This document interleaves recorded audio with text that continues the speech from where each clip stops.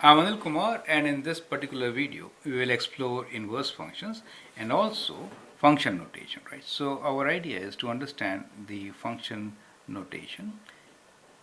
Another concept is composite function also. So we have composition of function also, and one is composition of function. So this video is very important to understand couple of examples. Question here is g of x is equals to x plus 1 over 5. Find g of 9. That is a composite function, one function followed by the other. Then we have g inverse of x, that's the inverse function, and we have g inverse of 9. So that is another composite function. So this is a complicated question. Let's go through it slowly. So the first part is function g of 9. When I say g of 9, the function notation is find the value of function at 9. So it is basically g of, substitute 9 here, right? It is actually x plus 1 over 5. So we get 9 plus 1 over 5. You understand? So that could be written as g of 9 plus 1 is 10. 10 divided by 5 is 2. Now you have to substitute 2 there in the equation.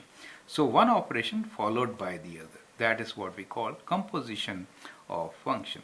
So when you write 2 here, we get 2 plus 1 over 5, and that is 3 over 5. So the answer is this is equals to 3 over 5.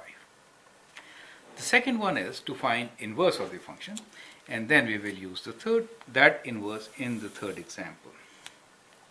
Inverse. To find the inverse, we have to rewrite with x and y swapped. So the question is g of x, or we could say y is equals to x plus 1. So we have y equals to x plus 1 over 5. We swap it, so we write x is equals to y plus 1 over 5. Now we can cross multiply and isolate y. 5x equals to y plus 1, or we can say y equals to 5x minus 1. So we get g inverse of x as equal to 5x minus 1. So that is how you can get g inverse, right? Now I have also discussed in my videos technique of reading it in the reverse order. So let's do it. Reverse order, that is inverse, right? To find inverse. So g inverse I could find reverse order. See how. G of x defined as to the number add 1 divide by 5. Reverse will be multiply by 5 and then take away 1. Do you see? Multiply by 5, take away 1. So the order here is add 1 divide by 5. So the normal g of x operation is add 1 and then divide by 5. Now reverse order will be equals to multiply by 5. So 5 times x, multiply by 5 and then take away 1. You get the idea. Multiply by 5, take away 1 gives you g inverse. Okay, so that's a huge advantage to use. It saves a lot of time. Let's find function of function. You can actually pause the video at this time and do function of this function. So g of, it could be written in two different ways, and that's the purpose. So g of g, and that is also g of g, but the way of writing is different, but both mean the same thing.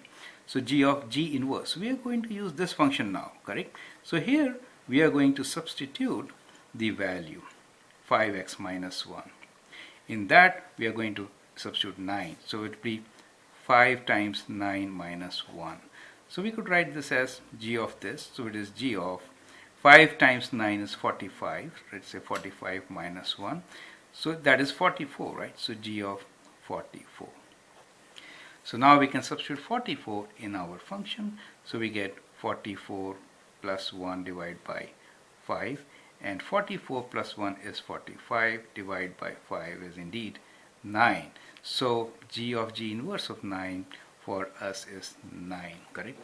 So that is what we get in this particular example, okay? So g of g inverse is always, it returns the value back. So in general, you must have seen we got the same answer. You see, it's very important exercise. Normally if you have a function and you do inverse of that function, then the result is always x. So you get the same answer. You always get the same answer.